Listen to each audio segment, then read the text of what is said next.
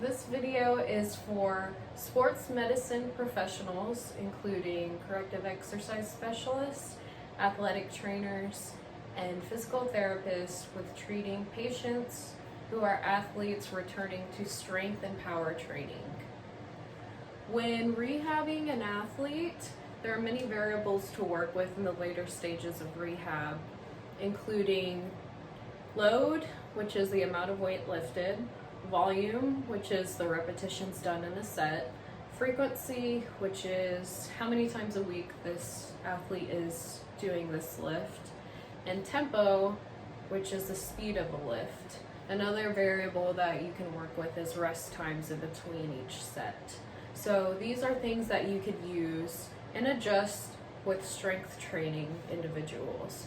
Now it's a little bit tricky when you're working with someone who is recovering from an injury, so you want to manipulate the variables in a way that is best for your goals.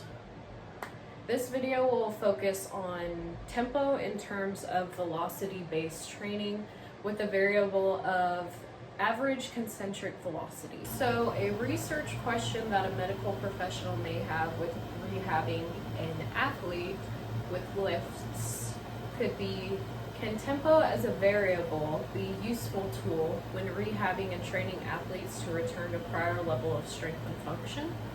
This is the study that I critically reviewed in reference to this clinical question. So kinematic differences between front and back squat and conventional and sumo deadlift was a randomized controlled trial done to measure the kinematic differences between each of these four lifts. So the first day anthropometric measurements were taken. These are measurements based on a subject's height, humerus length, and femur length. Then there were 4 total lifting days where they did this trial and all of the tests. Each lift was separated by 48 hours, and each day that they lifted, the order of lifts were randomized. So they were never doing the same order of squat or deadlift. How they measured the velocity and speed of the lift was with a device called an open barbell system, which was developed in Seattle, Washington.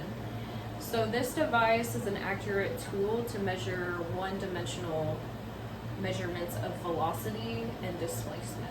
The subjects did all of the warm-up sets with this open barbell system device attached to the barbell lifted, and the researchers used the repetition with the fastest recorded average concentric velocity for analysis.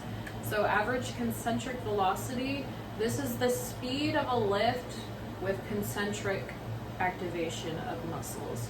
Basically, it's coming up from the bottom of a squat or a deadlift. Proper lifts were recorded. Lifts that did not reach depth were not recorded with the data. The results of this study suggest individual load velocity profiles for the front squat and the back squat, as well as for conventional deadlift and sumo deadlift, should be used for training purposes. This information can be used by physical therapists to return an athlete to sport after injury. This is helpful information that can be used in the later stages of rehab with incorporation of corrective exercise to improve strength and power levels. Hope this was informative. Thank you.